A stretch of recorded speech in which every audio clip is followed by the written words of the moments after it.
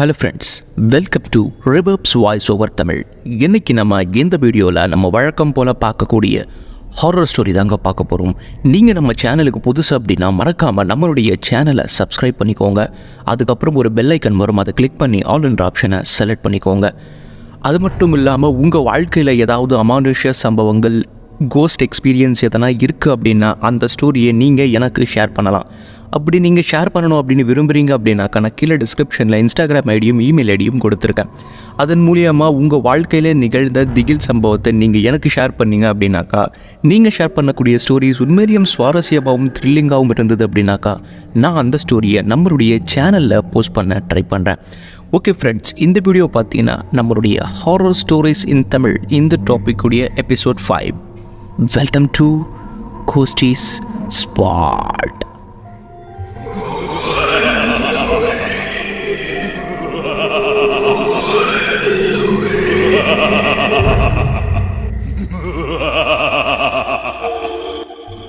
ரக்ஷா Bandhan horror story.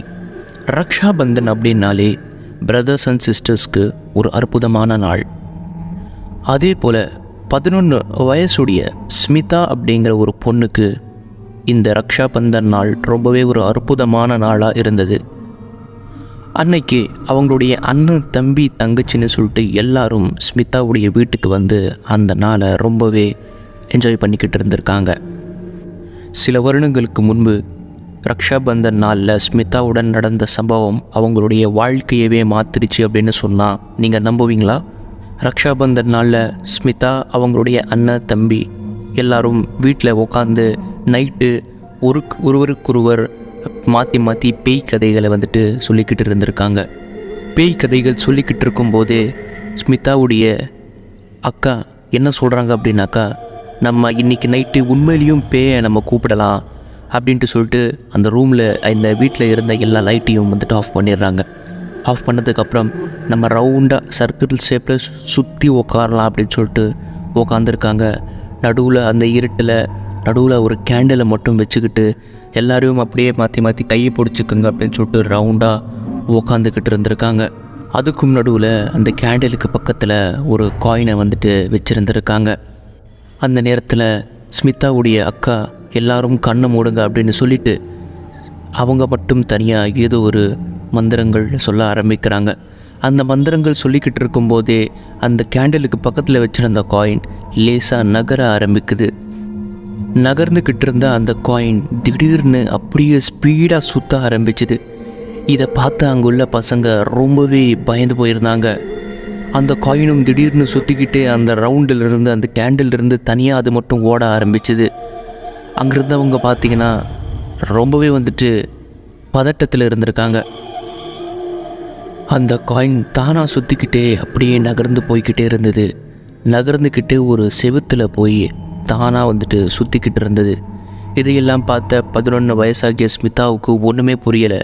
ரொம்பவே பயந்து போயிருந்தவங்க எல்லாரும் கையை பிடிச்சிருந்தாங்க. பார்த்தீங்களா, அந்த கையை ஸ்மிதா விட்டுடுறாங்க. அந்த கையை விட்ட உடனே அந்த காயின் சுற்றுறது திடீர்னு நின்று போய் கீழே அப்படியே அந்த காயின் தரையில் விழுந்துடுது. ஆனால் என்னடா இது, காயின் தரையில் விழுந்துடுச்சு அப்படின்னு சொல்லிட்டு அந்த செவுத்து பக்கமாக எல்லாரும் பார்க்குறாங்க. அங்கே ஒரு அதிர்ச்சியான ஒரு விஷயம் காத்திருக்குது. அதாவது அந்த செவுத்தில் ஏதோ ஒரு பயங்கரமான ஒரு பெண்மணியுடைய உருவம், தலைமுடியெல்லாம் நீளமாக இருந்திருக்கு. கையுடைய நகங்கள் ரொம்பவே நீளமாக இருந்திருக்கு. அது மட்டும் இல்லாமல் கண்கள்லேருந்து ரத்தம் வழிஞ்சிக்கிட்டு இருந்திருக்கு. அதுவும் இல்லாமல் உதடுகள் வெட்டப்பட்டு ரத்தம் சிந்திக்கிட்டு இருந்திருக்கு. ஆக மொத்தம் ரொம்பவே ஒரு பயங்கரமான ஒரு முகத்தோட அந்த உருவம் இருந்திருக்கு. இதையெல்லாம் பார்த்து அந்த பசங்களுக்கு கொலை நடுங்கி போய் சரியாக கத்தவே ஆரம்பிச்சிட்டாங்க.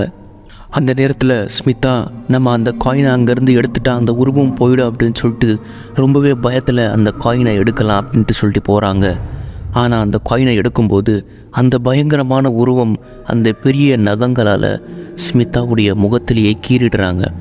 ரொம்பவே பயந்து போய் கதறிக்கிட்டு இருந்த ஸ்மிதாவுடைய சத்தத்தை கேட்டு அவங்களுடைய அம்மா அப்பா பதறி அடிச்சுக்கிட்டு அந்த ரூமுக்கு வராங்க. அவங்க அம்மா அப்பா உள்ளே வந்த உடனே அந்த ரூமில் இருந்த அந்த பயங்கரமான உருவம் அங்கேருந்து மறைஞ்சு போயிடுது.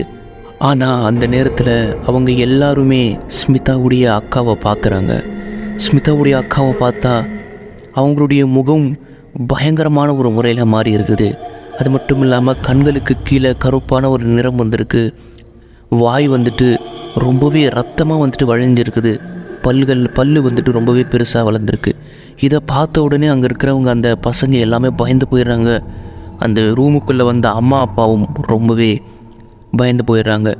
என்ன பண்ணுறது அப்படின்னு புரியாமல் ஹாஸ்பிட்டலுக்கு ஸ்மிதாவுடைய அக்காவை கூப்பிட்டுட்டு போகிறாங்க. ஹாஸ்பிட்டலுக்கு கூட்டிகிட்டு போய் சிகிச்சை அளிக்கிறாங்க. அதுக்கப்புறம் ஸ்மிதாவுடைய அக்கா சரியாயிடுறாங்க. ஸோ இந்த சம்பவம் நடந்ததுக்கப்புறம் ஸ்மிதாவுக்கு ரக்ஷா பந்தன் அப்படிங்கிற ஒரு நாளே வந்துட்டு ரொம்பவே ஒரு பயங்கரமான நாளாக வந்துட்டு அவங்களுடைய மனசில் வந்துட்டு பதிஞ்சிருந்தது. இந்த சம்பவம் 2013 நிகழ்ந்த உண்மை சம்பவம். இந்த சம்பவம் எப்படி இருந்தது அப்படின்ட்டு சொல்லி கமெண்ட் பாக்ஸில் கண்டிப்பாக கமெண்ட் பண்ணுங்கள். இதே போல் உங்கள் வாழ்க்கையில் ஏதாவது ஒரு அமானுஷ்ய சம்பவம், திகில் சம்பவம், கோஸ்ட் ஸ்டோரிஸ் எதனா நடந்திருக்கு அப்படின்னா அந்த ஸ்டோரியை நீங்கள் எனக்கு ஷேர் பண்ணலாம். நீங்கள் ஷேர் பண்ணணும் அப்படின்னு விரும்புகிறீங்க அப்படின்னாக்கா கீழே டிஸ்கிரிப்ஷனில் இன்ஸ்டாகிராம் ஐடியும் கொடுத்துருக்கேன், இமெயில் ஐடியும் கொடுத்துருக்கேன்.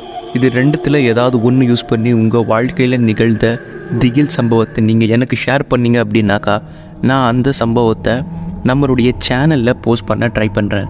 அது மட்டும் இல்லாமல் நம்மளுடைய வீடியோஸை நிறைய பேர் பார்க்குறீங்க, ஆனால் நம்மளுடைய சேனலை வந்துட்டு சப்போர்ட் பண்ண மாட்டேறீங்க. ஸோ நம்மளுடைய சேனலை வந்துட்டு சப்போர்ட் பண்ணுங்கள், நம்ம வீடியோஸை பாருங்கள், லைக் பண்ணுங்கள், கமெண்ட் பண்ணுங்கள். ஓகே ஃப்ரெண்ட்ஸ், இதே போல் ஒரு சுவாரஸ்யமான அடுத்த வீடியோவில் சந்திக்கலாம். அது வரைக்கும் பாய்.